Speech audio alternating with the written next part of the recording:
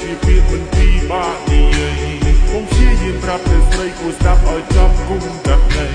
សំដួលបងសួររាប់ឆ្នាំមិនឆ្លើយថាចាំស្រាក់ខ្លាំងដល់ជេបងខឹងខ្លាំងពេកឡើងចង់មួយដេករៀងរាល់ថ្ងៃបងតែងគេស្រមៃថាបានរៀបមង្គលជាមួយនឹងចរណៃពេលវេលាដើរលឿនមកគ្រាន់តែចង់ដើរទឿនបងចង់ឃើញអូនស្លៀកពាក់រ៉ូកាសម្រស់អូនស្អាតដូចទេពធីតារៀបការនឹងបងមិនទេរៀបការនឹងបងមិនទេ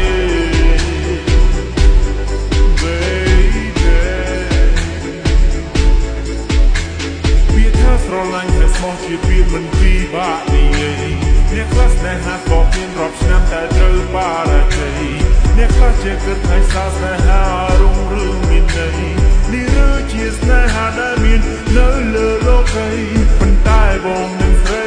ស្រឡាញ់គ្នាយូរមកហើយសុទ្ធតែចិត្តថ្លៃប្រាប់ឲ្យត្រង់បងមានសំនួនត្រៀមចម្លើយបងតស៊ូយូរមកហើយរងចាំថ្ងៃមង្គលការសង្ឃឹមថាថ្ងៃណាយើងនឹងណាត់គ្នាចូលរោងការឆ្នាំមុនឆ្នាំនេះពុនជាដល់ឆ្នាំក្រោយកន្លងផុតទៅ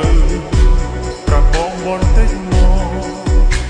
រំលៀងកាន់តែចាស់សក់ខ្មៅប្រែខ្លាចជាសក់ស្កើ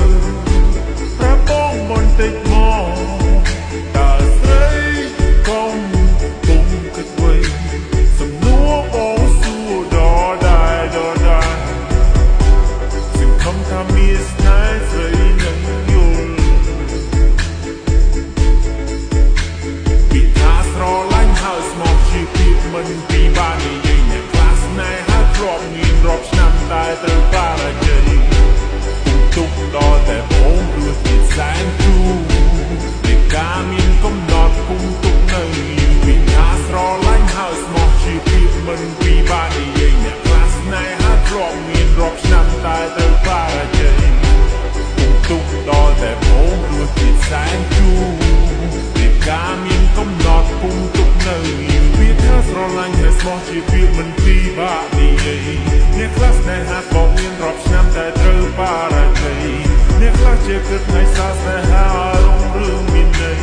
នេះឬជាស្នេហាដែលមាននៅលើលោកីប៉ុន្តែបងនឹងស្រី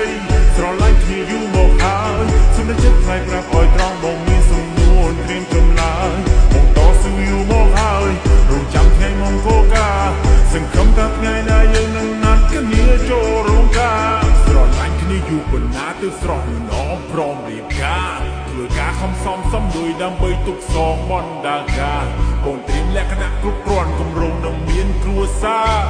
តម្លៃស្នេហាប៉ុណ្ណាវាត្រូវតែចូលរោងការភាពស្និទ្ធស្នាលផ្អែមហើយមិនរសាយនៅដល់ដែរបញ្ហាធំប៉ុណ្ណានៅរត់ររស់ចិត្តក្បែរយើងមានកំហុសសំខាន់ឲ្យតែយើងចេះកែនឹងក្តីស្នេហាយើងចោះសម្រុងណាមានស្នេហ៍ពីថាស្រឡាញ់ហើយស្មោះជាពាក្យមិនពីបាននិយាយអ្នកខ្លះស្នេហាធ្លាប់មានរាប់ឆ្នាំតែត្រូវបារជ័យទុកដល់តែបងរស់ជាតិសែនគូនៃការមានកំណត់ពុំទុកនៅពីថាស្រឡាញ់ហើយស្មោះជាពាក្យមិនពីបាននិយាយអ្នកខ្លះស្នេហាធ្លាប់មានរាប់ឆ្នាំតែត្រូវបារជ័យទុកដល់តែបងរស់ជាតិសែនគូនៃការមានកំណត់ពុំទុកនៅ